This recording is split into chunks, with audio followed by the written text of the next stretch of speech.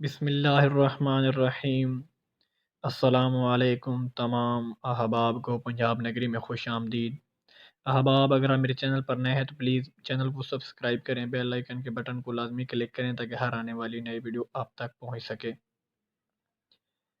کہتے ہیں محمود غزنوی کا دور تھا، ایک شخص کی طبیعت ناساز ہوئی تو وہ طبیب کے پاس گیا اور کہا کہ مجھے دوائی بنا کے دو۔ طبیب نے کہا دوائی کے لیے دو چیزیں درکار ہیں، سب ہیں سوائے شہد کے، تم اگر شہد کہیں سے لا دو تو میں دوائی تیار کیے دیتا ہوں۔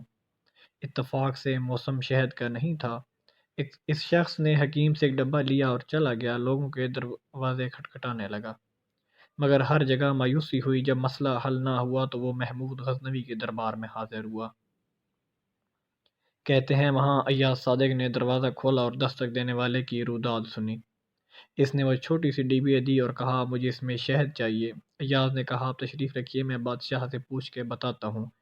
ایاز وہ ڈبیا لے کے بادشاہ کے پاس حاضر ہوا اور عرض کی کہ بادشاہ سلامت، ایک سائل کو شہد کی ضرورت ہے۔ بادشاہ نے وہ ڈبیا لی اور سائیڈ میں رکھ دی۔ ایاز کو کہا کہ 3 بڑے ڈبے شہد کے اٹھا کے اس کو دے دیے جائیں۔ ایاز نے کہا حضور اس کو تو تھوڑی سی چاہیے، آپ 3 ڈبے کیوں دے رہے ہیں؟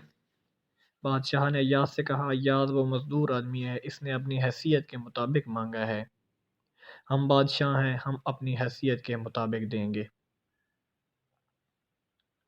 مولانا رومی رحمۃ اللہ علیہ فرماتے ہیں آپ اللہ پاک سے اپنی حیثیت کے مطابق مانگیں، وہ اپنی شان کے مطابق عطا کرے گا، شرط یہ ہے کہ مانگیں تو صحیح۔